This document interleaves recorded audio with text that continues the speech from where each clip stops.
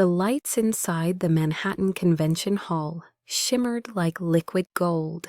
Cameras flashed in waves, catching the polished marble floors, the shimmer of champagne glasses, and the smooth, confident figure of Nicholas Vale walking toward the stage. He adjusted his cufflinks, the engraved silver ones his late wife once gave him, and let a small exhale steady his breath. Around him, the crowd of investors and journalists buzzed with expectation. Tonight was the launch of Valetech's newest humanitarian technology, a project promised to revolutionize data security and save thousands of lives.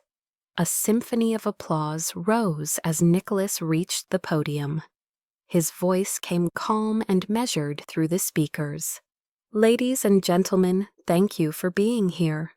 What we unveil tonight is not just technology, it is trust." His words flowed strong, yet distant, as if he were talking through glass. At the edge of the room, Evelyn Hart scanned the perimeter. Her black suit fit her like armor, her earpiece humming with low chatter from the security team. The ex-soldier in her never relaxed. Every flicker of movement pulled her gaze. She caught sight of a technician moving behind the stage lighting rig. Normal, routine, or maybe not. A faint red beam suddenly danced across Nicholas's chest like a ghost of light. Her pulse froze. It was no reflection. It was a targeting laser. Time fractured into shards. Evelyn's training took over before thought could form. She tore the earpiece out and sprinted forward through the line of reporters. A few turned their heads, but too late to understand. The world blurred into soundless slow motion. The laser dot trembled over Nicholas's heart. Somewhere above behind the lights, a shadow shifted. She lunged. Nicholas barely had time to register the rush of black fabric before Evelyn slammed into him, knocking the microphone stand to the floor. The hall gasped. His breath caught as her hand gripped his face, pushing him down behind the podium. His first instinct was anger-confusion, but before he could speak, she whispered against his lips, "Be quiet." The words brushed him like static, and then her mouth was on his. Soft, urgent, terrifying. A gunshot cracked. The sound was muffled, but sharp enough to slice through the music and applause. Glass shattered somewhere above. The bullet missed its mark, tearing through the projector behind them. Sparks rained down like falling stars. The crowd screamed. Camera flashes exploded. For a heartbeat, no one understood what they were seeing. The billionaire and the security officer locked together on the floor, her hand still over his chest, her body shielding his. The silence that followed felt heavier than the gunfire. Evelyn's mind raced. She could feel his heart pounding beneath her palm, the tremor of shock mixed with heat. "Stay down," she hissed. Her voice carried command, not apology. Around them, chaos erupted. Guards stormed the aisles shouting for cover. Reporters ducked behind chairs, clutching their cameras. Someone yelled "Sniper." Nicholas tried to rise, but she pushed him back again, eyes scanning the balconies. The shooter had fled. She knew that pattern too well. Professional fast, disappearing into the noise of confusion. Security swarmed in seconds, pulling them behind a reinforced wall. Nicholas finally pulled away, breathless. What the hell was that? He stared at her eyes blazing between fury and disbelief. Evelyn's lips trembled with adrenaline, but her tone stayed level. "That was me keeping you alive, sir. The cameras caught everything, the kiss, the bullet, the billionaire, and the woman who saved him." Already journalists whispered, phones raised broadcasting to the world. Nicholas glanced toward the broken glass above them and then back at her. For a moment he said nothing. His hand lifted halfway as if to touch her face, then dropped. His voice came quiet, stunned. "You kissed me." Evelyn looked straight at him. "No, sir, I shielded you. If I told you to duck, you would have looked up, and you would be dead." He swallowed the truth in silence. The stage lights flickered back on. Alarms wailed. The crowd began to scatter while police rushed the exits. Evelyn stood first, brushing shards of glass from her shoulders. Her dark hair clung to her skin from sweat and shock. She turned toward Nicholas one last time and murmured almost under her breath, "Next time, trust the woman telling you to be quiet." Then she walked off with the medics pushing through the noise, leaving him kneeling behind the podium, still tasting the faint trace of her lips mixed with the scent of smoke and fear. He looked down at the blood spatter on his sleeve from the shattered glass and exhaled slowly, realizing that the woman he barely knew had just changed the course of his life.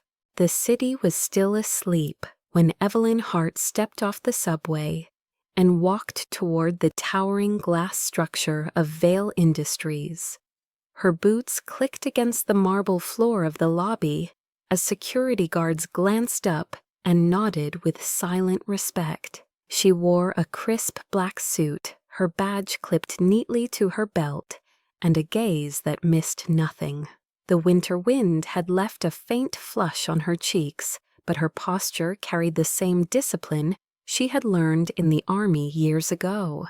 She had been hired only 3 days earlier on a temporary contract to lead the internal security team after the company received anonymous threats online. Another faceless client, another corporate job, she told herself.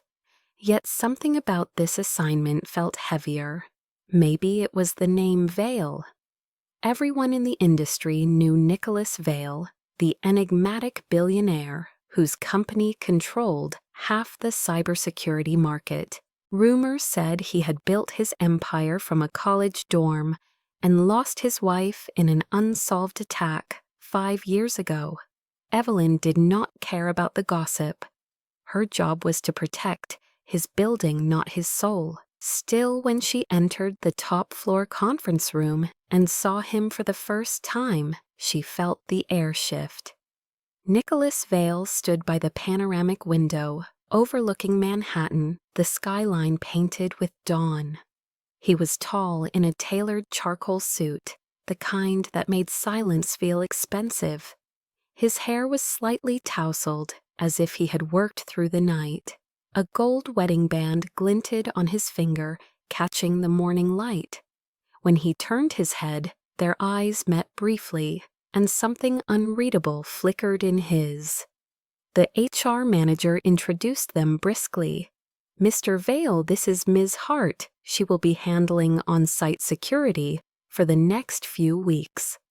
Nicholas offered a polite nod without extending his hand. His tone was clipped efficient. "Ensure the threat assessment report is delivered to my office by tonight." Evelyn's lips twitched into a restrained smile. "Yes, sir. No pleasantries, no welcome. Fine by her. She had worked with men like him before, brilliant, cold, unreachable. But as she studied the room, she noticed small things that did not fit the billionaire stereotype. The framed photograph of a woman and a child on his desk, slightly tilted as if touched often. The half-finished coffee forgotten beside a stack of blueprints. The exhaustion hidden behind precision. Beneath the surface control, there was grief. She pushed the thought away. During the first hours, Evelyn toured the building, recalibrating cameras, checking exit points, and mapping blind zones. The staff regarded her with polite curiosity. Some whispered about the new head of security, a female veteran replacing a man twice her age. She ignored the glances.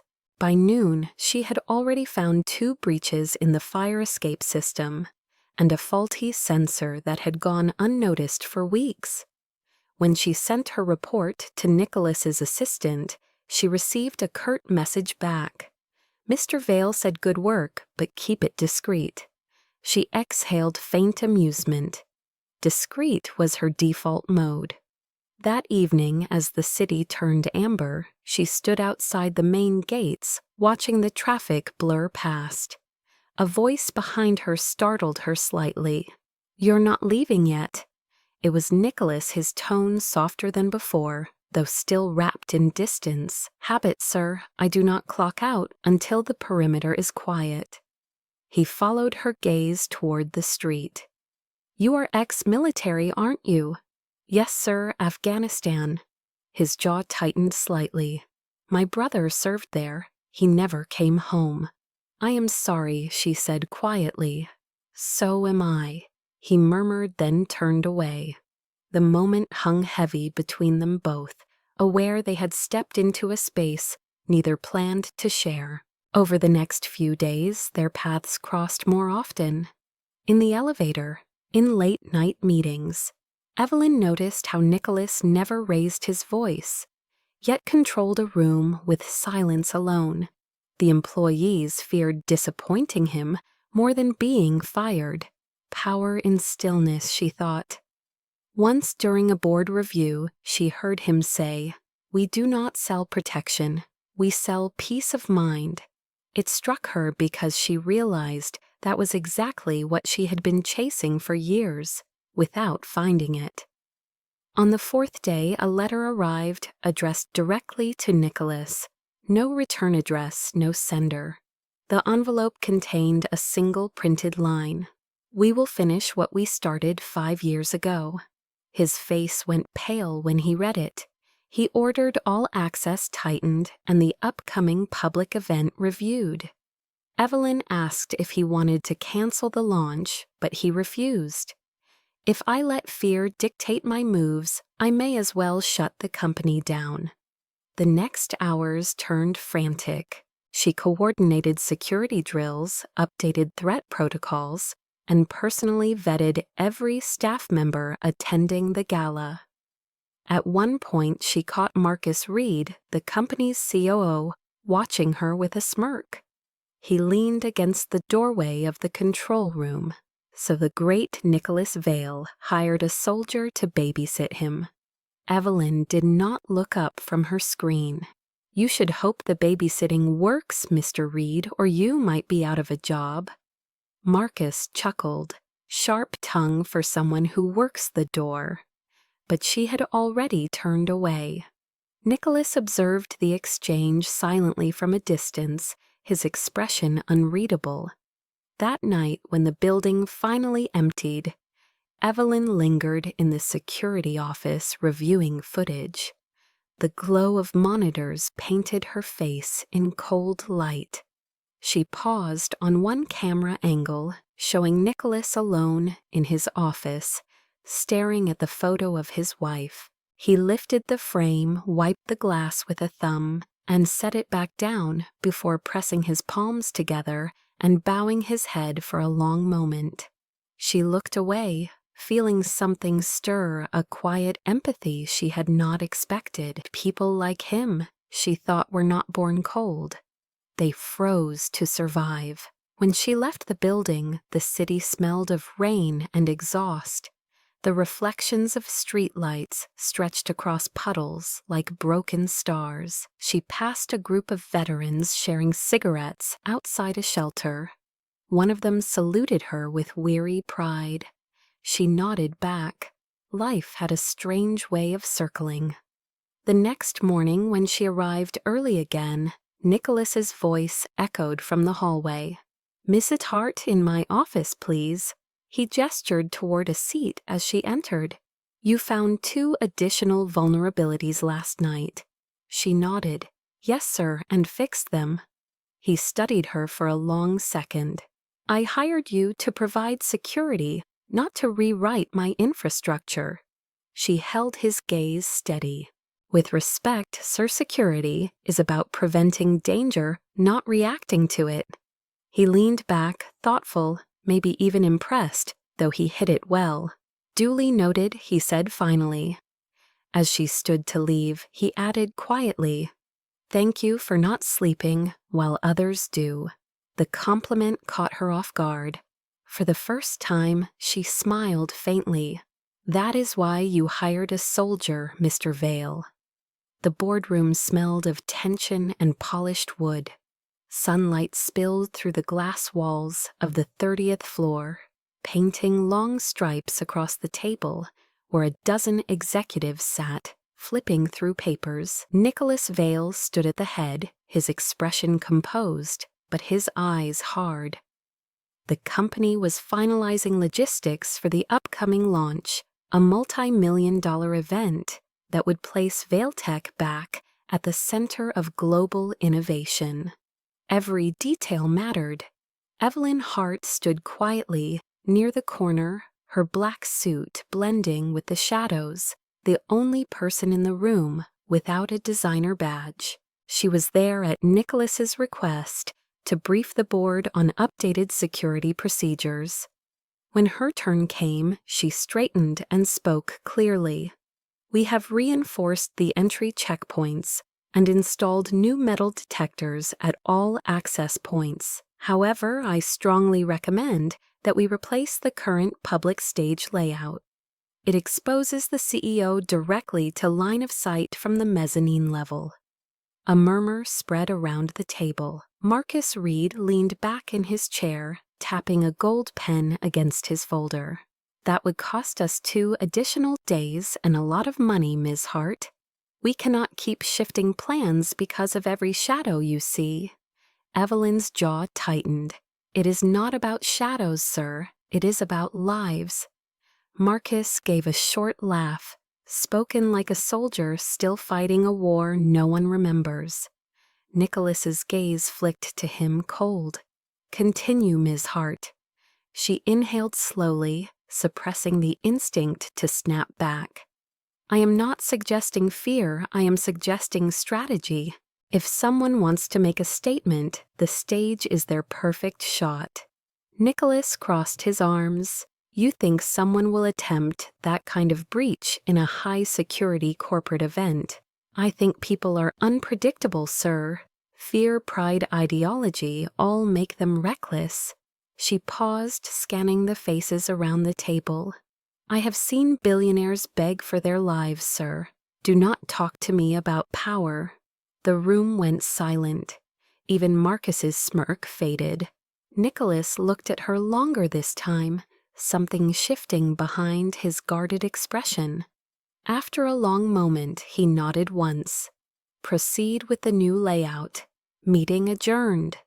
The directors began murmuring as they gathered their papers. Marcus muttered under his breath as he passed her, "Careful soldier pride will get you fired faster than bullets." She ignored him, but his words lingered. Later that afternoon, Evelyn reviewed the stage schematics with her team in the control room. She worked methodically, checking every angle, every blind spot, until the lines blurred on her tablet. The younger guards watched her with quiet admiration. She was unlike any supervisor they had known, direct, no nonsense, and fiercely protective. When she finally looked up, Nicholas was standing in the doorway, his hands in his pockets.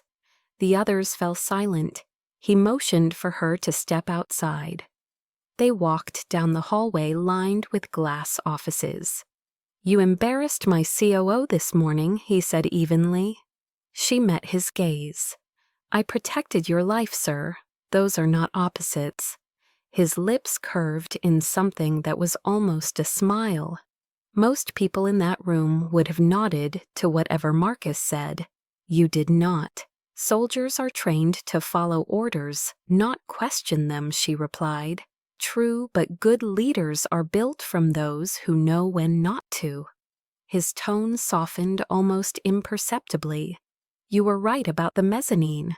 I reviewed the blueprints myself." She raised an eyebrow, slightly surprised. "You actually checked." Nicholas looked ahead. "I built this company by checking." Silence followed a few steps. Then she asked quietly, "Why keep Marcus if you do not trust him?" He glanced at her, then back at the city skyline outside the glass. Because sometimes the devil you know is easier to manage than the one you don't.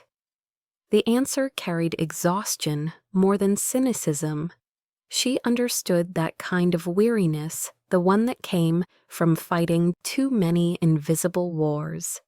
By evening, the incident had turned into quiet gossip through the offices. The rumor painted Evelyn as the woman who challenged the boss and somehow survived. Some admired her, others avoided her. She did not care. Respect built on fear was hollow.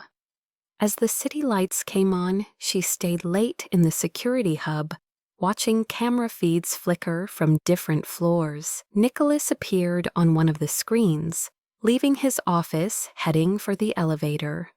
Without realizing it, she exhaled a breath of relief. He was still alive. She shook her head at the thought. Attachment was a dangerous habit. The next morning, Marcus cornered her in the parking lot. Leaning against a black sedan, his tie loosened his grin, practiced. "You know Vale listens to you now. That makes you powerful, Ms. Hart." She brushed past him. "I am not interested in power. Everyone is," he replied. "You just hide it behind principle." His words carried a chill of something darker, a warning disguised as charm. Evelyn did not stop walking. Inside the building, Nicholas's assistant approached her. "Mr. Vale would like to see you." She followed to his office, where he stood by the window, again staring at the city below. When he turned, there was a strange look in his eyes, almost conflicted. "Ms. Hart, I wanted to thank you for your honesty yesterday. It reminded me that truth does not need permission." She inclined her head, unsure how to respond. "I was doing my job, sir." He nodded. Still, people rarely do their job when it requires courage. He reached for a folder on his desk and handed it to her.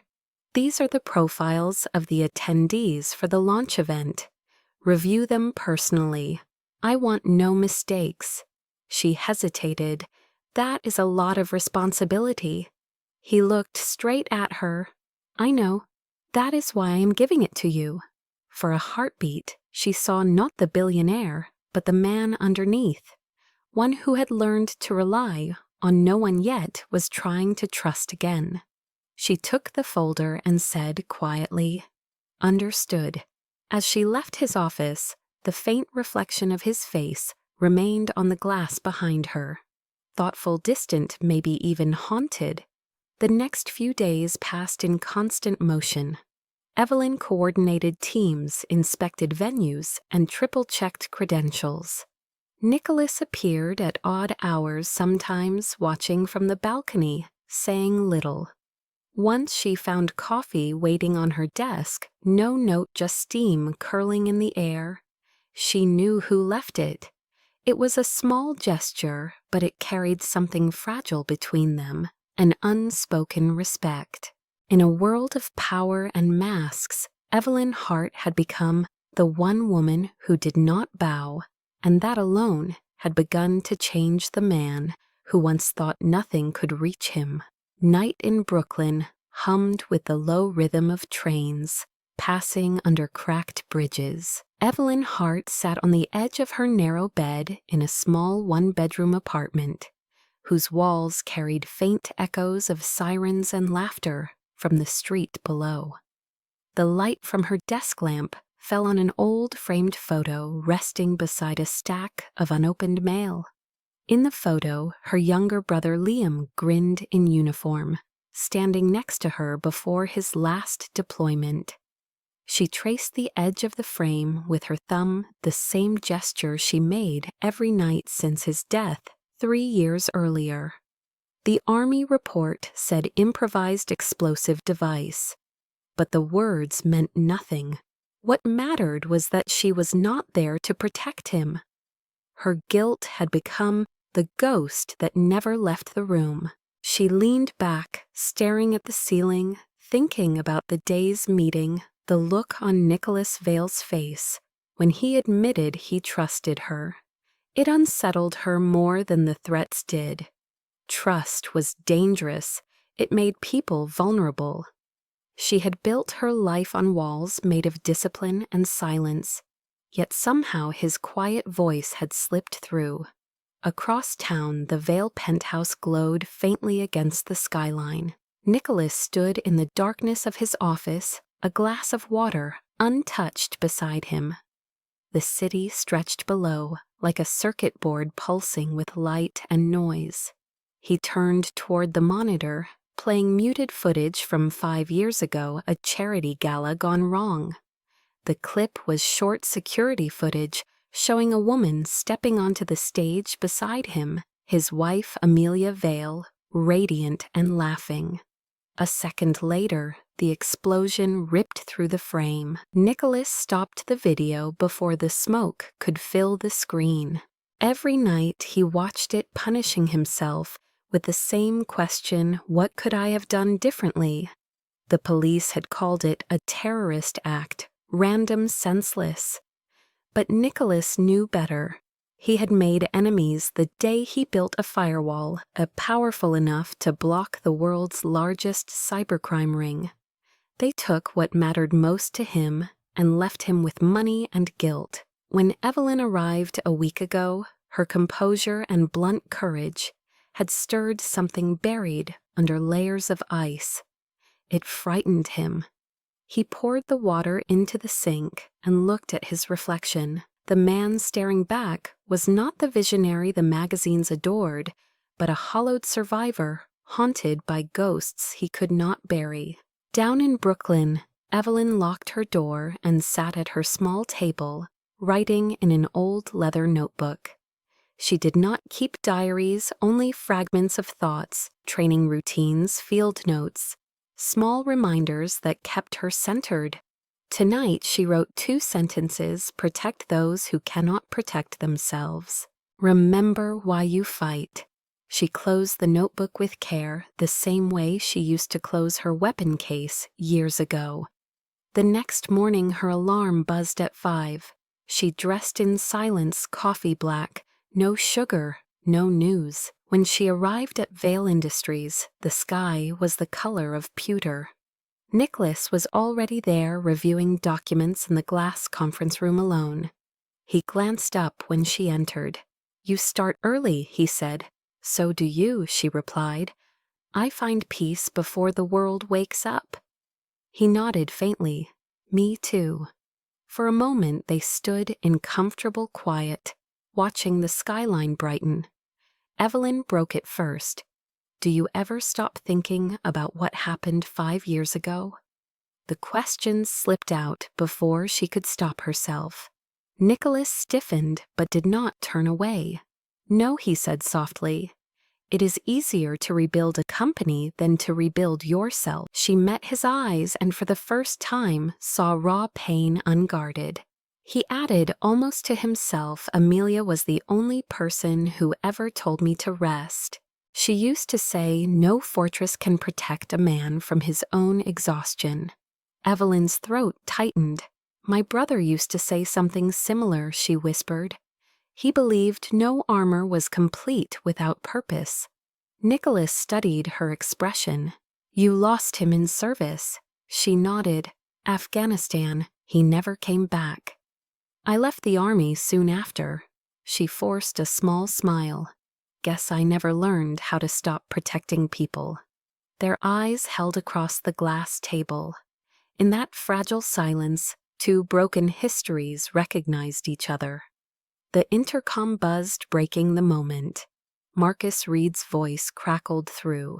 Nicholas, we need to finalize the press itinerary. Nicholas's tone shifted instantly. Schedule it. I will join you shortly. When the call ended, he exhaled and rubbed his temples. Sometimes I think grief is the only language left that everyone understands, Evelyn responded quietly.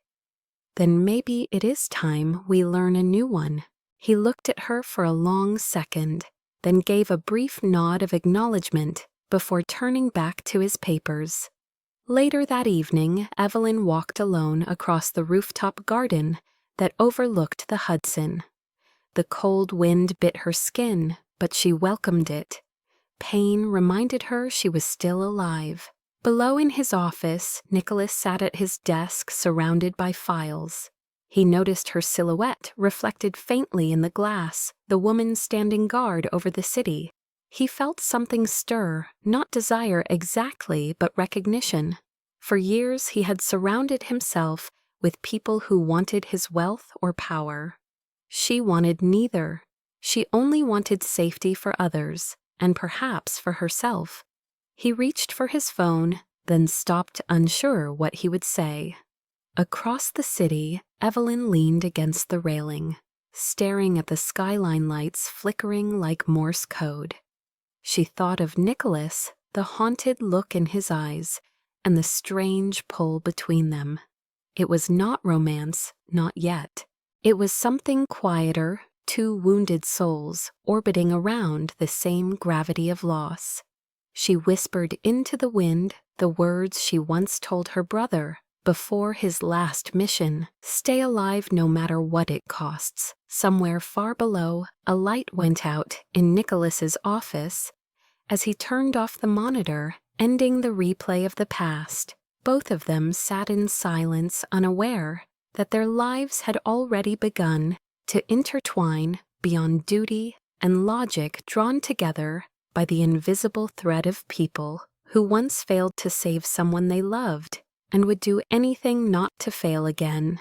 It began on a Monday morning when the news ticker on the lobby screens turned red, flashing a single headline: Vail Tech data compromised. Employees froze, mid-step, eyes glued to the report unfolding in real time. Anonymous sources claimed confidential blueprints of Vail's upcoming humanitarian encryption device had been leaked onto the dark web. Within an hour, the company's stock dropped 6%. By the time Nicholas Vail arrived, the building buzzed with panic, disguised as professionalism. He swept past cameras and microphones without a word, his face unreadable behind dark glasses. In the control room, Evelyn Hart had already locked down external access and was running diagnostics on the firewall. Her fingers moved fast across the keyboard, her team hovering nervously behind her. The leak had come from inside. She could trace the breach to a single employee account, but the signature had been rerouted through multiple proxy servers. Whoever did this knew the system intimately. Nicholas entered the room like a storm wrapped in silence. Status, he demanded. Evelyn turned the monitor toward him. Internal access code cloned. Data extracted at 3:32 a.m. from Sector C server. Only 3 employees have that clearance. Marcus Reed is one of them. Nicholas's jaw tightened. Impossible. Marcus has been with me since the beginning. Evelyn met his stare steadily, which makes him either the most loyal or the most dangerous. Nicholas exhaled sharply and walked to the window. Fix it, he said, and left. The door closed, leaving the echo of authority, but no direction. Evelyn stared at the screen, the lines of code cascading like falling rain. She could not shake the sense that something larger than sabotage was happening. By afternoon, the press had turned ruthless. Cameras clustered outside the building, reporters speculating about corporate espionage and insider betrayal. Nicholas faced them briefly, his tone calm, measured denial, crafted for investors. Inside his office, however, he was pacing like a man, trapped inside his own fortress. Marcus stood across from him, pretending concern. I told you we should have outsourced security to an external agency. Hiring a former soldier for corporate protection was sentimental. Nicholas shot him a glare. She has done more in 2 weeks than your department in 2 years. Marcus's smile faltered. He adjusted his cufflinks. As you wish, Nicholas, but the board will not like headlines like these. When Marcus left, Nicholas sat heavily at his desk. He opened the internal report Evelyn had sent and saw the precision in her language, no exaggeration, no drama, only truth. For a man used to being surrounded by manipulation, it felt disarmingly pure. Downstairs, Evelyn watched another screen, flashing red access denied. The hacker was still inside, moving through the network with surgical precision. She cursed under her breath and began rerouting firewalls. Sweat formed at her temple as code collided like combat. The attacker tried to override her block. She countered with manual encryption, old military-grade commands she had not used in years. Finally, the connection severed. For a heartbeat, the monitors went dark. Then one line of text appeared on the screen, a message left by the hacker. "Catch me if you can, soldier." Her stomach sank. Someone knew who she was. That evening, she requested an urgent meeting with Nicholas. He listened silently as she laid out her findings, the offshore account receiving diverted funds, the timestamps linking to Marcus's login pattern. She finished with a quiet warning. "This is not just a leak, sir. Someone is bleeding your company, slowly and deliberately." Nicholas rubbed his temples, his expression torn between disbelief and exhaustion. "You are suggesting my oldest partner is a criminal.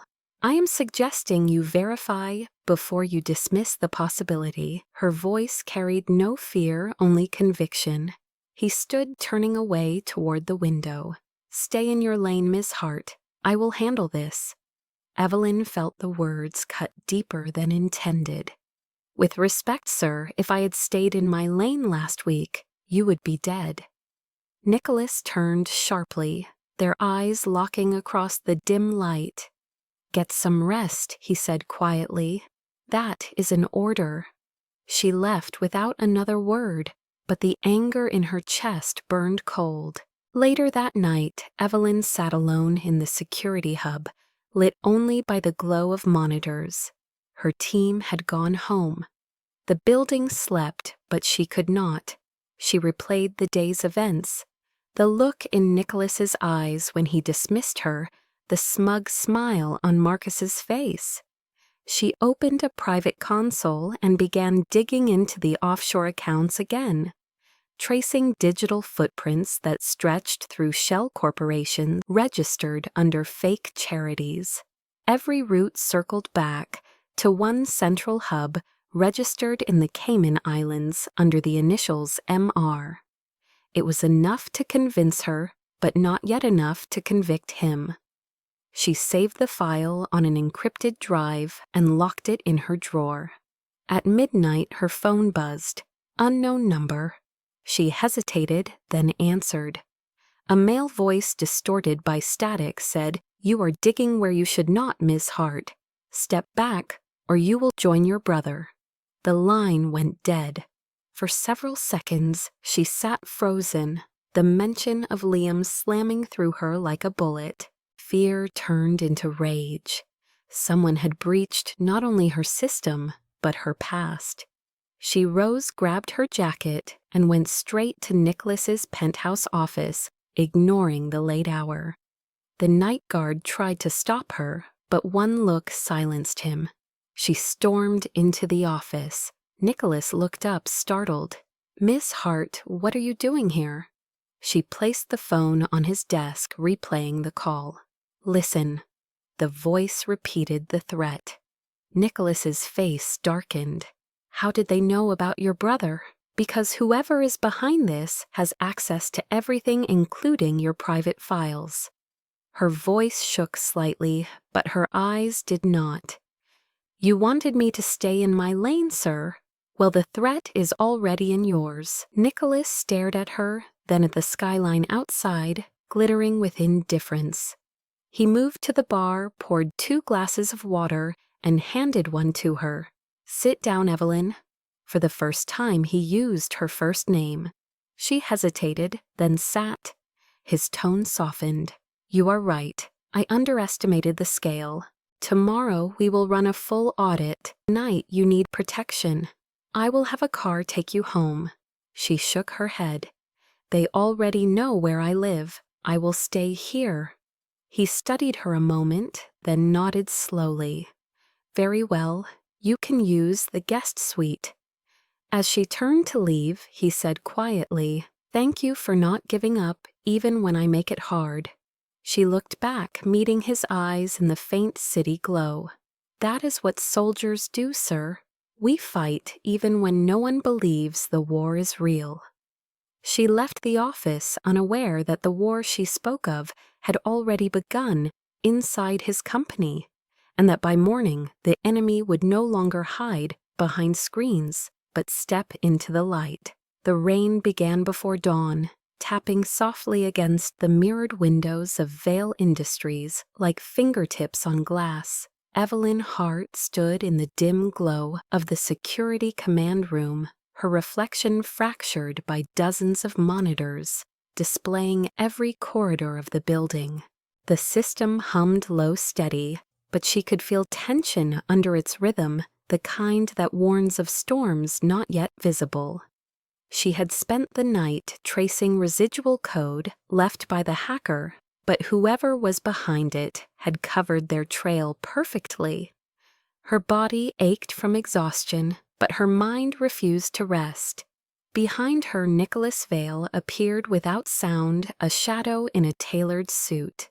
You have been here all night again, he said. She turned slightly, eyes meeting his through the reflection on the glass. I could say the same about you. He stepped closer, resting a hand on the console. You realize obsession looks the same as dedication until something breaks. Evelyn exhaled. Maybe, but obsession saves lives. He watched her profile for a moment, then said softly, Sometimes it destroys them too. The quiet between them thickened. In that silence, she noticed the faint lines at the corner of his eyes, the fatigue hidden beneath poise. He looked human again, not the untouchable figure the world saw. I need you at the conference hall today, he said, changing tone. We are doing a final systems test before the gala. She nodded, grabbing her jacket. Outside the city bled silver under the rain. Hours later, the massive hall glowed with soft blue light screens flickering across the stage. Technicians moved like ants setting up cables, while Evelyn inspected vantage points. Nicholas arrived speaking with PR heads, but his eyes followed her unconsciously as she directed teams with firm precision. Marcus approached him with a smile that did not reach his eyes. You seem to trust the soldier quite a bit. Nicholas replied without looking at him. I trust results. Marcus smirked. Sometimes results come with their own risks. Nicholas turned his gaze on him cool and sharp. I could say the same about ambition. Marcus's grin froze just a second too long before he turned away. Later that afternoon, Evelyn reviewed data logs in the main control room when the lights suddenly flickered once then again. Power surge, she murmured. She pressed her earpiece. Control to maintenance check, grid 7. Static answered, then silence. She frowned, stepped into the hallway, and saw the elevator lights blinking erratically. A second later, the floor shook with a dull thud, the kind that came from somewhere deep underground. She sprinted toward the maintenance stairwell. The emergency generator kicked in, flooding the hall with red light. Nicholas's voice crackled through her comms. What happened?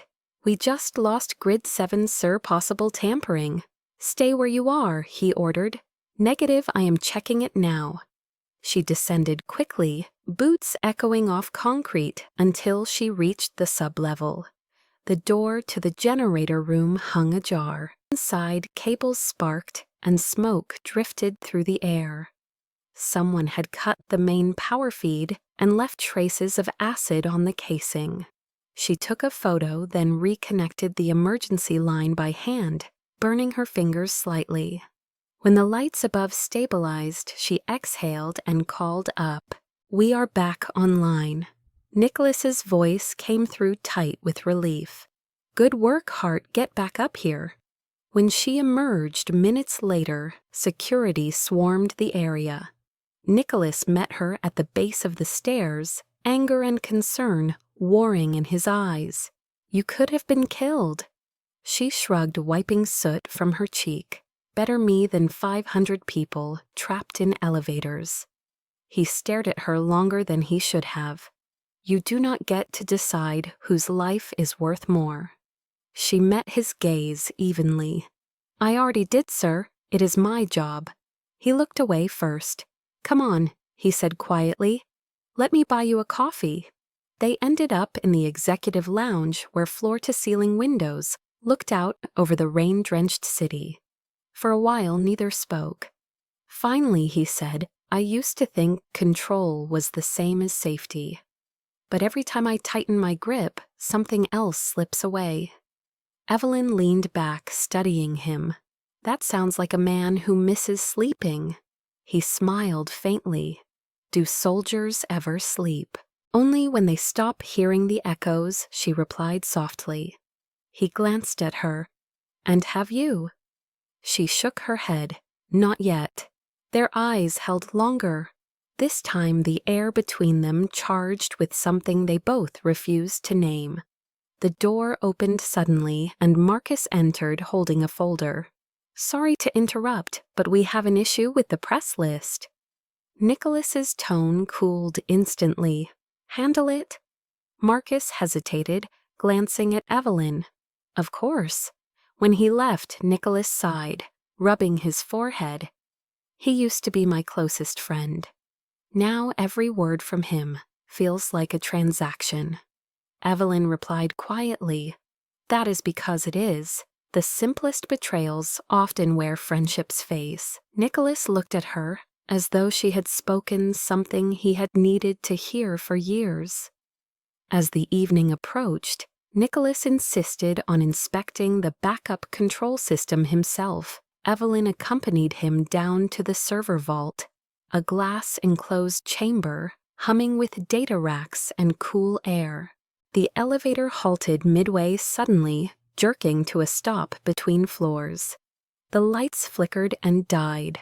Evelyn instinctively pressed the emergency panel. Dead. Nicholas tried his phone. No signal.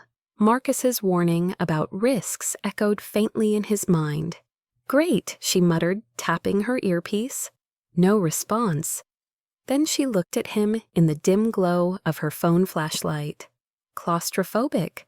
"Not really," he said, but his voice had a tremor she did not miss. She smiled faintly. "You should learn to lie better." He laughed under his breath, the sound surprising both of them. "The power will be back soon," she said, leaning against the wall. But time stretched differently inside the confined space, each second growing heavier. He sat on the floor, loosening his tie. "I never liked elevators, too quiet." She joined him, her knees brushing his. "Quiet is not the problem," she said. "It is what we hear when everything else stops." He looked at her, the flashlight illuminating only part of her face. "What do you hear?" "Ghosts, mostly." "And you?" He hesitated. "Regret." The silence that followed was thick but gentle. When the lights finally blinked back to life, he was still watching her. Their proximity felt dangerous, not because of the space, but because of what it awakened. The elevator doors slid open on the server level. They stepped out quickly, pretending nothing had happened. But the air between them had changed. In the following days, Nicholas began including her in higher-level briefings, asking her opinion during strategy meetings. The staff noticed the shift, whispering behind closed doors. Evelyn ignored them, focusing only on the threats still unresolved. At night, she patrolled the upper floors alone, sometimes catching her reflection in the glass, where city lights merged with her own tired eyes. Once she found Nicholas standing there too, both of them silent watchers of a world that kept moving no matter who fell behind. "You are not sleeping again," he said. "Neither are you," she replied. He looked down at the street far below, where taxis left streaks of gold. "Tell me, heart, why do you still do this? You have seen enough death." "Because if I stop, I will start feeling it again," she answered. He nodded slowly. "I understand." She turned toward him, the city reflecting in her pupils. "No, you do not yet, but you will." The wind outside howled softly against the glass. He reached for his jacket, but instead found himself reaching toward her, stopping just short. She did not flinch, but she also did not move closer. The moment hovered fragile, suspended, between duty and something dangerously human.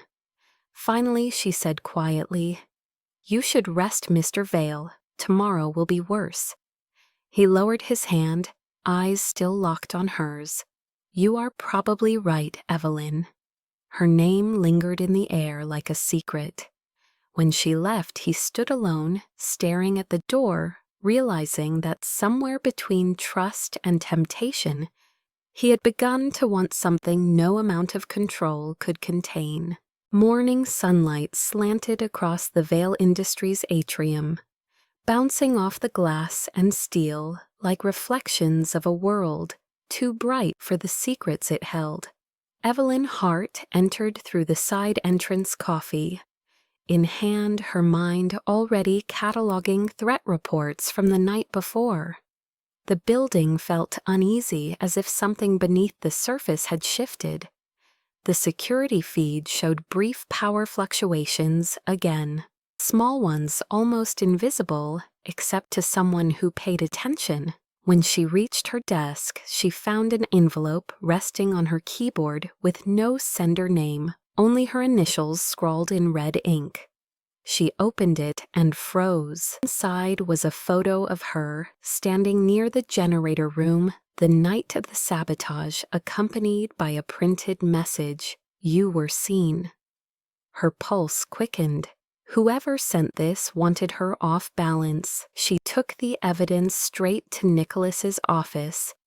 But the moment she entered, she felt the temperature change. Marcus Reed was already there, standing by the window, smirking as if waiting for her. Nicholas looked up from his desk, expression guarded. "Miss Hart, sit down." Evelyn obeyed, but her instincts screamed caution. Marcus slid a folder across the table toward Nicholas. "This just came from a federal contact," he said smoothly. "Evelyn Hart, formerly Sergeant First Class, dismissed under investigation for data manipulation and classified leak during her final deployment." Nicholas's gaze snapped to her, disbelief flickering. "Is that true?" Evelyn's throat tightened. "That investigation was cleared. I was exonerated years ago." Marcus continued undeterred. "The file says otherwise. You can confirm it with your own network." She turned toward Nicholas, meeting his eyes. "Sir, you know that isn't real. Someone is planting this. The timing isn't coincidence." Marcus folded his arms with mock sympathy. Or maybe it is the truth finally catching up. Nicholas raised a hand enough, he said to both. His voice was quiet, but it cut through the room. "Leave us, Marcus."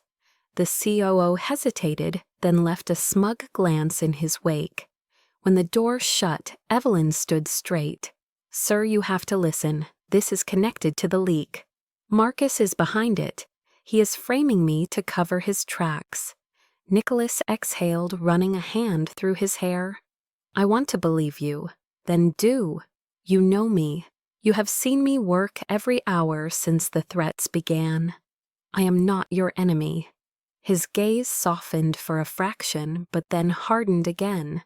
"You have to admit, the evidence looks convincing." Someone used your credentials for the last system breach. She felt as if the air had vanished. That is impossible. My credentials are offline secured, unless someone with access copied them, which would mean an inside job. She saw realization flicker across his face. Marcus. But doubt returned quickly, cloaked in logic. You have to understand my position, he said. I built this company on trust and facts. Until I verify, I cannot ignore the risk. Evelyn's voice lowered into steel. You are making the same mistake you did 5 years ago when you trusted the wrong man. His jaw tightened. That's enough. For the first time, she saw anger, not control.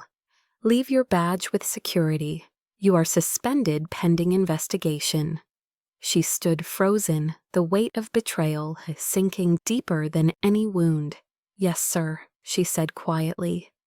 As she turned to leave, Nicholas called after her. His voice barely a whisper. If you are innocent, I will know. She did not look back. Outside the office, the halls seemed longer, emptier. Employees avoided her eyes. The whisper of scandal moved faster than truth ever could.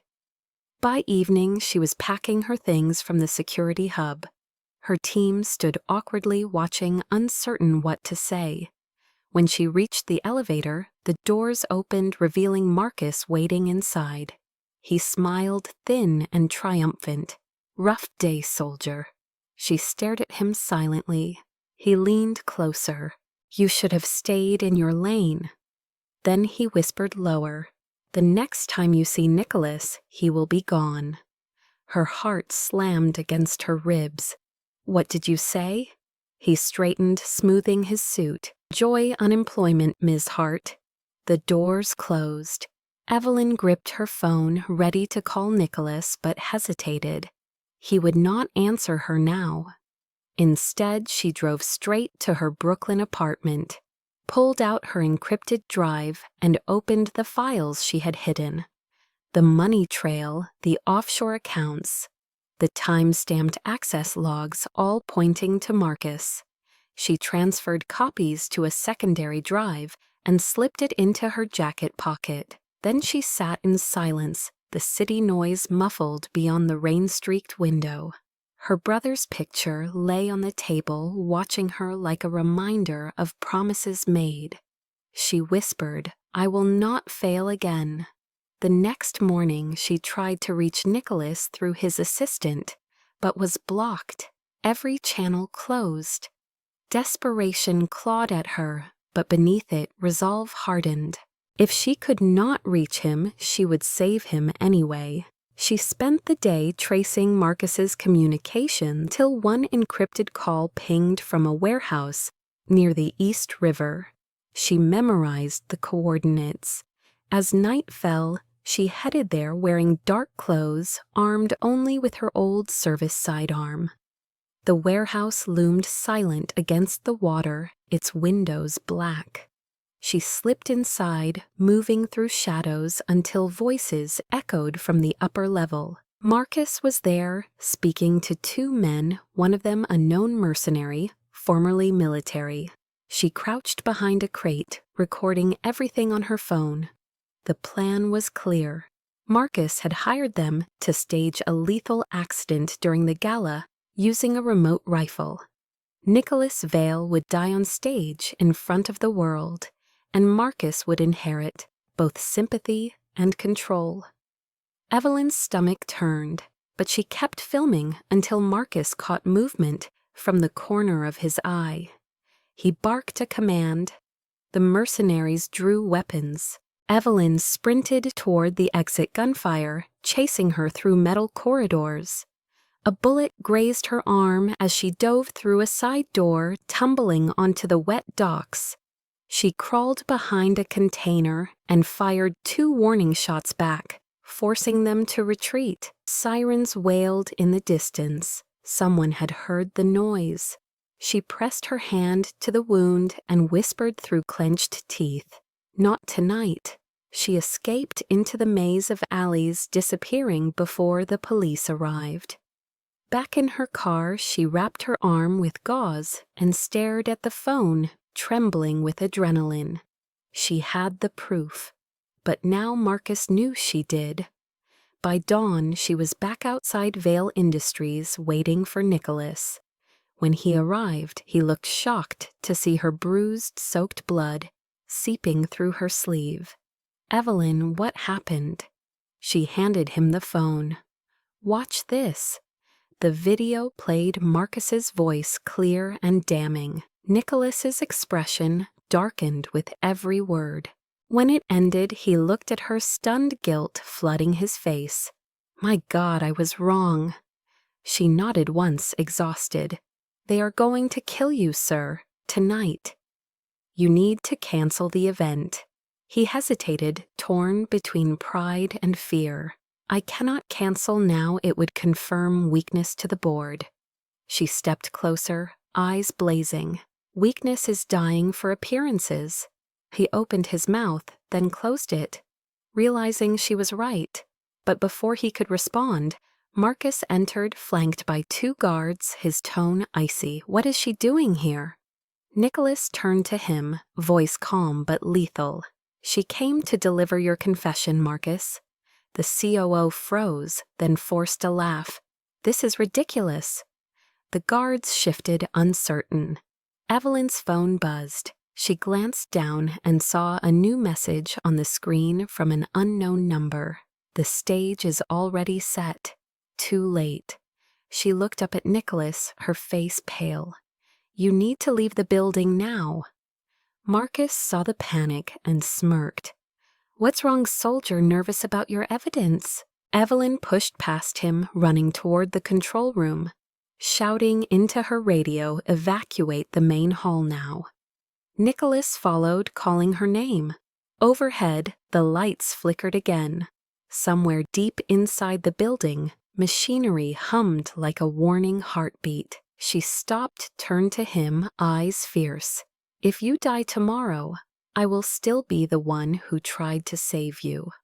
Then she ran down the corridor, leaving him staring after her, realizing that trust had come back to him in the form of the woman he had once doubted, and that this time losing her might cost more than his company, it might cost his soul. The morning of the Valetech launch arrived beneath a pale sky streaked with thin clouds that seemed to hold their breath. Reporters lined the entrance of the Manhattan Convention Hall, while black cars arrived in procession, spilling executives, investors, and celebrities onto the red carpet that shimmered under the flash of cameras. Inside, everything gleamed: the massive LED screens, the floral arrangements, the stage draped in the signature blue and silver of Vale Industries. But beneath the glamour, tension pulsed through the air like electricity. Evelyn Hart watched from the control room above the hall, her headset crackling with voices from security teams stationed at every entrance. She hadn't slept since discovering Marcus's plan. Her left arm still burned from the bullet wound bandaged under her jacket. Every instinct screamed that something would happen today. On the main floor, Nicholas Vale adjusted his tie, his face calm, but his pulse thudding like a drum. He had ignored his board's plea to cancel the launch. Instead, he increased security, pretending nothing was wrong, unwilling to show fear. The press saw only confidence, but in his pocket he carried a small note Evelyn had slipped him before the event began. "If anything goes wrong, look to the lights." He wasn't sure what it meant, but her words stayed in his mind. Marcus approached him near the stage, smile polished as ever. "Big day," he said smoothly. "Let's make history." Nicholas glanced at him, seeing now every lie hidden behind those perfect teeth. "We will," he said softly. "Just not the way you think." Evelyn's voice came through the earpiece, grid clear. but we have signal interference from the upper west balcony. Nicholas's gaze flicked up toward the high beams and catwalks, where technicians moved like shadows. "Copy," he murmured. "Be ready." The lights dimmed.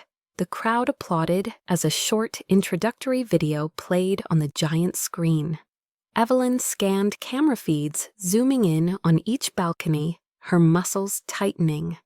Then she saw a faint red glow flickering across the far catwalk. A targeting laser. She froze for a heartbeat, then shouted into the comms code, "Red upper west balcony shooter in position." Static burst in her ear. The comms were jammed. She switched to her backup radio dead. Someone had cut her channel. "No," she breathed. She bolted from the control booth, racing down the corridor toward the main hall. Her boots slammed against the floor. Down below, Nicholas stepped onto the stage amid applause. "Ladies and gentlemen," he began today, "marks not just progress, but the promise of protection." His voice carried strong, confident, but in the floodlights his skin looked pale. He scanned the crowd out of habit, then glanced upward. For the briefest second, he saw it, the red dot floating like a phantom across the stage curtains, before sliding toward his chest. Time fractured. Evelyn burst through the side door at the back of the hall, her breath-sharp vision narrowing. She shouted, but her voice drowned in applause. "Get down," no one heard. She drew her sidearm, scanning the balcony, spotting the shooter behind a lighting rig. He moved with deadly precision. She had seconds. Nicholas looked down and saw her running toward him. Their eyes met across the chaos, hers fierce and pleading, his confused but trusting. And then she was there. She slammed into him, knocking the microphone from his hand. The audience gasped as they stumbled backward. Nicholas tried to speak, but Evelyn pressed her hand to his chest, her lips inches from his ear. "Be quiet." The words were a whisper of command, and something else a promise. And then she kissed him. It was not gentle or rehearsed. It was desperate, instinctive, the only shield she had left. The sniper's finger tightened on the trigger, but the movement threw his aim off. The bullet tore through the curtain instead, showering the stage with sparks. Screams filled the hall. The sound of breaking glass echoed as the crowd panicked. Nicholas and Evelyn hit the floor behind the podium. "Stay down," she shouted, rolling to cover him with her body. Guards rushed forward, chaos exploding. Camera flashes erupted like lightning. Somewhere above, the shooter cursed, retreating toward the exit. Evelyn grabbed Nicholas's arm. "Move." They crawled toward the side exit, security flooding the stage. Reporters shouted questions, phones capturing every second. "Mr. Vale, are you hurt?" "Who is she? Is this part of the event?" Nicholas's head spun, the taste of adrenaline and gunpowder thick in his throat. He turned to Evelyn.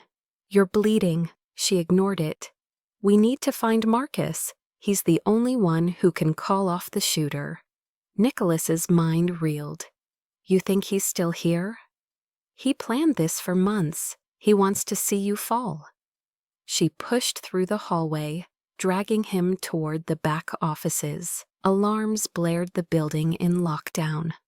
Outside, the press recorded everything: the billionaire CEO and the mysterious woman sprinting through smoke-filled corridors. In the control corridor, Marcus watched the footage from a hidden terminal. His plan was collapsing, but pride kept him frozen. He whispered into his phone, "Finish it," but the shooter on the other end was silent. Evelyn reached the door to the backstage lounge and stopped, sensing movement. She raised her gun and entered. Marcus stood there, tie-loosened, eyes wild. "You should have stayed out of it," he hissed. "You don't understand what power means." "Power," she said, voice trembling with fury. "You call this power, murdering the man who built you?" Nicholas stepped forward, face pale with disbelief. "Marcus." Why Marcus laughed. "Because you took everything that should have been mine. You let her make you weak." His hand went to his jacket. Evelyn shouted, "Gun!" Marcus fired. The shot grazed Nicholas's shoulder before Evelyn tackled him to the ground, firing once. The bullet struck Marcus in the arm, sending the gun skidding across the floor. Guards burst in. Seconds later, weapons raised. Marcus tried to run, but one of the guards pinned him down. Nicholas slumped against the wall, breathing hard. Evelyn pressed her hand against his wound. "You're okay," she whispered. "You're okay." He looked at her, the chaos around them fading, until only her face remained. "You saved me," he murmured, voice breaking. Again, she smiled faintly, tears she didn't feel, slipping down her cheeks. "You finally listened." Outside, the media frenzy exploded. Cameras captured the aftermath. The blood on the marble, the billionaire carried out by medics, the woman beside him whispering something no one could hear. The shooter was caught minutes later, fleeing through a service exit, the weapon traced back to Marcus's private security fund. Within hours, the footage spread across the internet. The kiss, the bullet, the rescue. Commentators called it the moment that redefined courage. In the hospital that night, Nicholas lay in a white bed, shoulder bandaged, watching the clip replay on a muted screen. The world had already turned their story into myth. When Evelyn entered still in her torn suit, he smiled weakly. "They're calling you the guardian of Vailtech." She sat beside him. "Let them talk. I just did what needed to be done." He studied her face, bruised, exhausted, beautiful, in a way that defied explanation. "I thought I built this company to protect people," he said quietly. "Turns out you were the one protecting me." She looked away, hiding the tremor in her voice. "That's what soldiers do." He reached for her hand, his fingers brushing hers, tentative but real. "Not anymore," he whispered. "Now it's my turn." Outside the hospital window, the city lights shimmered like stars reflected in rain, the same lights that had witnessed betrayal, sacrifice, and a kiss that changed everything. The story was far from over, but for the first time, Nicholas Vale no longer felt alone inside his fortress of glass. He had found someone who could see past the armor, someone who didn't bow, someone who would risk everything, just to tell him, "Be quiet and live." The next morning dawned with the muted hush that follows chaos, the kind of silence that feels like the city itself is holding its breath. News networks replayed the footage of the attempted assassination on an endless loop, the billionaire collapsing on stage, the woman diving toward him, the kiss that saved his life. Headlines screamed about betrayal, bravery, and scandal. Evelyn Hart's face was everywhere, though no one knew who she really was. Inside St. Luke's Hospital, the world felt smaller. Machines beeped steadily. Beside Nicholas Vale's bed, the smell of antiseptic sharp in the air. He woke to the faint hum of morning traffic outside and the sound of someone quietly turning pages. Evelyn sat by the window, still in the same torn suit from the night before, her arm freshly stitched hair loosely tied. She looked up when he stirred. "You're awake," she said softly. His throat was dry, his voice rough. "Did we win?" She smiled faintly. "You're alive. That's winning enough." He exhaled, half a laugh, half a sigh. "Marcus in custody," he confessed after they found the offshore accounts. The assassin flipped on him within an hour. Her tone was calm, but her eyes held exhaustion deeper than sleep could fix. Nicholas's gaze followed her movements, the way her fingers trembled slightly when she poured him water, the quiet strength that seemed carved from loss.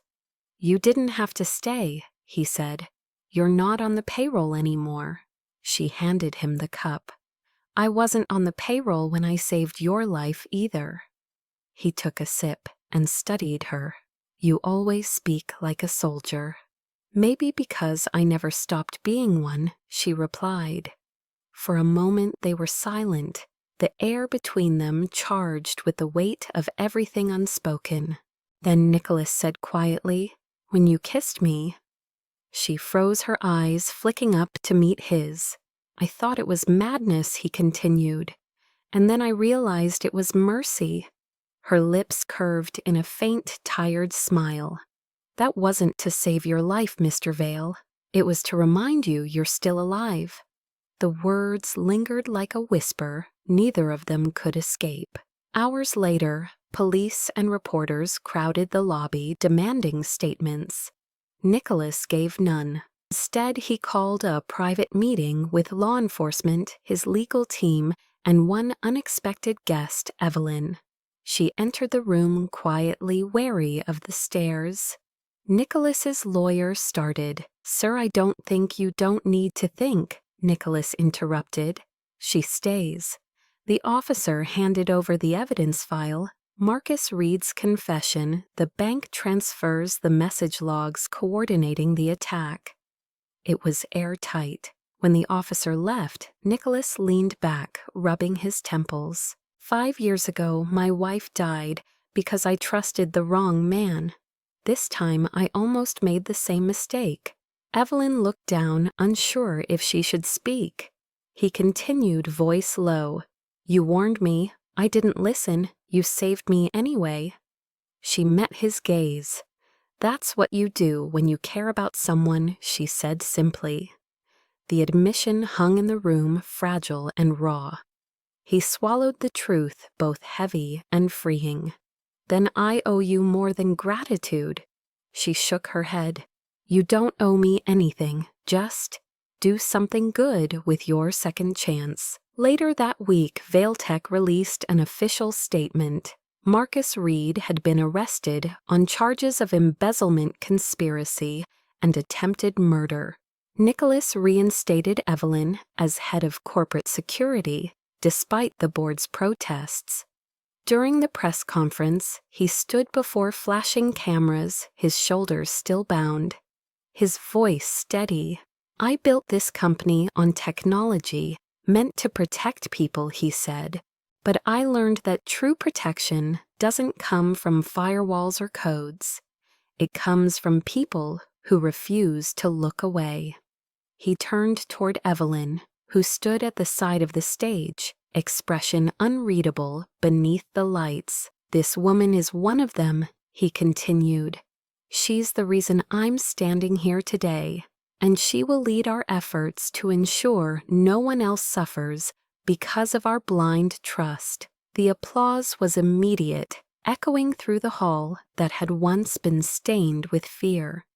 Reporters shouted questions about the kiss, the rumors their relationship, but Nicholas ignored them, stepping off the stage and walking directly toward her. "You didn't have to come," she said under her breath. "I wanted them to see what real loyalty looks like," he replied, "and maybe remind you that not all powerful men are blind." Her mouth curved into a faint, reluctant smile. "You're getting better at speeches." "You taught me," he said quietly. They walked together down the corridor lined with glass, their reflections moving side by side like two halves of a story still being written.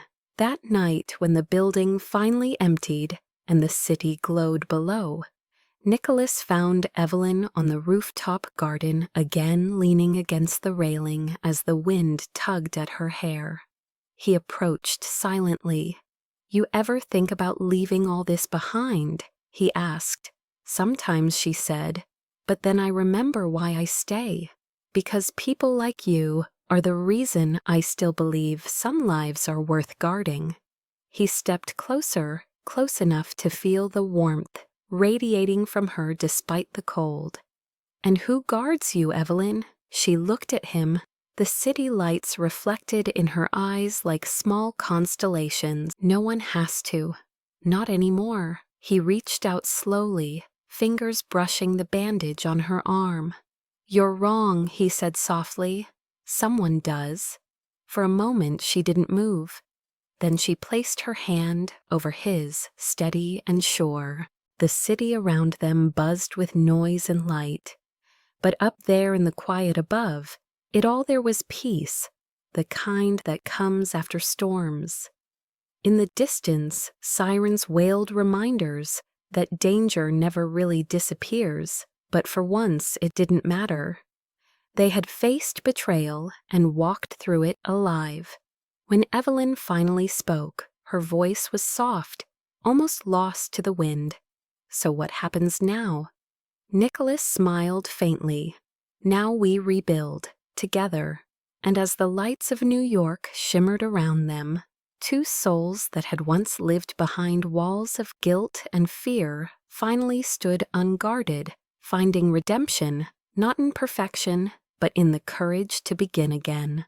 1 year later, the city woke under a softer light, as if New York itself had learned how to breathe again. The world had moved on from the headlines and the chaos, but for those who had lived inside it, every detail remained etched beneath the surface. Vailtech had risen from scandal to become a symbol of integrity, rebuilt under new leadership and a new purpose. In the company's Manhattan headquarters, glass walls reflected not just power but transparency. Inside the top-floor conference room, Nicholas Vail stood beside a digital memorial. A wall of names etched in light dedicated to those who had lost their lives to corruption and greed in the pursuit of progress. His speech was brief this time, no theatrics, no grandeur, just quiet truth. "Technology cannot save us," he said, his voice calm but resonant. "Only people can. And sometimes the ones who protect us aren't the ones in the spotlight, but those who choose to stand in its shadows." When the applause came, it was gentle, sincere. At the back of the room, Evelyn Hart watched silently, wearing her new badge, Director of Corporate Security. Her black suit was crisp, her hair neatly tied, her eyes steady. She didn't crave attention, but the acknowledgement in Nicholas's words felt like a silent vow fulfilled. After the event ended, Nicholas found her on the terrace overlooking the skyline. "You still hate being in front of cameras," he said with a faint smile. "Old habits die hard," she replied. "I prefer the view from behind the scope." He chuckled quietly. "I prefer not having scopes aimed at me anymore." The wind tugged at his tie, and she reached out instinctively to straighten it. The small gesture carried more intimacy than words. "You did well in there," she said. "You sound like a man who believes in what he's saying." Nicholas looked out over the city. "I finally do. You were right. Control isn't safety. It's fear in disguise." She leaned against the railing beside him, her tone softer. "And silence," he smiled faintly. "Silence is where I found you." They stood for a while in easy quiet, watching the river glint below like a moving ribbon of silver. In the distance, church bells chimed, marking noon. Evelyn broke the silence first. "You know, sometimes I still hear it, the echo of that night. The crowd screaming, the gunshot, your voice calling my name. It's strange how memory chooses what to keep." He turned to her. "And what does it keep?" She met his eyes, the moment before the bullet when everything slowed down. "When you looked at me, like you already knew I would save you." Nicholas exhaled. "I think I did. Somewhere beneath all the noise I trusted you before I even understood why." She smiled faintly, a glimmer of warmth softening her usual composure. "Trust is a dangerous thing, Mr. Vail. So is love, he said, before he could stop himself. The words hung between them, fragile but real. For a long moment, neither moved. Then Evelyn spoke, voice barely above a whisper. You're not supposed to say things like that to your head of security. Then maybe I'm saying it to the woman who taught me to live again. Her breath caught, but she didn't look away. He stepped closer, close enough that the air seemed to hum between them. Evelyn, he said quietly, do you ever regret that kiss? She shook her head slowly. No, I regret every moment after when I tried to pretend it didn't matter. His hand found hers, their fingers fitting with the ease of something inevitable. The city below faded, the sounds blurring into a distant hum. For the first time since they met, there was no command, no hierarchy, no fear. Only the quiet recognition of two hearts that had already chosen each other long before they admitted it. Later that afternoon, they attended a private ceremony in Central Park, honoring veterans who had rebuilt their lives after service. Evelyn placed a single white rose at the base of the memorial, engraved with her brother Liam's name. Nicholas stood beside her, silent, as she whispered a prayer under her breath. When she looked up, her eyes shimmered, but her voice was steady. He would have liked you, she said. He believed in second chances. Nicholas smiled gently. Then I owe him my life twice over. As they left the park, the wind carried the faint scent of spring blossoms, and the city's usual chaos returned around them, but for once it felt distant, harmless. That evening back at the office, Nicholas sent out a company-wide memo, not written by PR but by himself. It read, to every employee, remember that no position is small when the mission is human. Integrity isn't built in code or steel, it's built in choice. The message went viral internally, quoted by employees for weeks. But Evelyn never commented. She didn't need to. She understood the message was for her. Weeks later, at a charity gala, held in the same hall where everything had almost ended, Nicholas and Evelyn stood together near the edge of the stage. The lights were soft this time, no flash, no noise, just calm. You know, Nicholas said quietly, 1 year ago, right here, I almost died. She smiled. And now you're hosting another event in the same spot. You really don't learn, do you? On the contrary, he said, I learned that fear only owns you if you let it, and that sometimes the right person can make you brave again. He extended his hand. Dance with me. She hesitated, then placed her hand in his. They moved slowly under the muted glow of chandeliers, the world around them fading into music. When the song ended, he leaned close, his lips near her ear. I once thought silence was my punishment, he whispered. Turns out it was where you found me. She looked up at him, her eyes glistening. And where I'll stay, she murmured.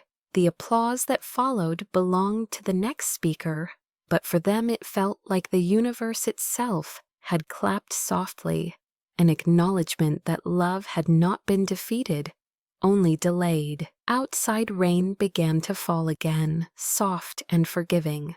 Evelyn tilted her face toward the sky and whispered, sometimes love doesn't shout, it just stays. Nicholas's arm slid around her shoulders as they walked into the night, the streetlights stretching their shadows into one. There are moments when a story ends, but the feeling doesn't. When silence holds more weight than words, and what lingers isn't the sound of dialogue, but the heartbeat of meaning underneath. If you've reached this point, maybe you felt what Nicholas and Evelyn felt. The quiet ache of two people who have lost too much, yet still dare to believe in something gentle. Maybe you've known what it's like to love without saying it, to protect someone even when they never asked you to whisper, be quiet, not to silence them, but to calm the storm inside them. Because sometimes love isn't about fireworks. Sometimes it's about standing in the rain and realizing you're not alone anymore. In a world that screams and rushes, their story is a reminder that connection still begins in the smallest gestures, a glance, a touch, a promise unspoken. That even those who have walked through betrayal can find redemption when they learn to listen to the quiet. If this story found a way into your heart, take a moment before scrolling away. Breathe. Think of the person who once saved you without even knowing it. Or maybe think of the one you saved by simply staying. That's what stories like this are for, to remind us that love doesn't always shout. It simply waits for us to notice it. So if this story moved, you tell us below, what part touched you most? Was it the kiss that wasn't meant to be romantic, but became the beginning of something real? Was it the way silence spoke louder than confession? Drop your thoughts in the comments and tell us where you're watching from. Share this story with someone who still believes that broken things can be beautiful again. And if you want to walk through more stories where love redeems, where pain finds peace, where the quiet moments heal, what words cannot make sure to subscribe? Stay with us, because somewhere between the light and the shadows, there's always another story waiting to remind you that it's okay to feel deeply, to start again, to believe that even in silence love speaks.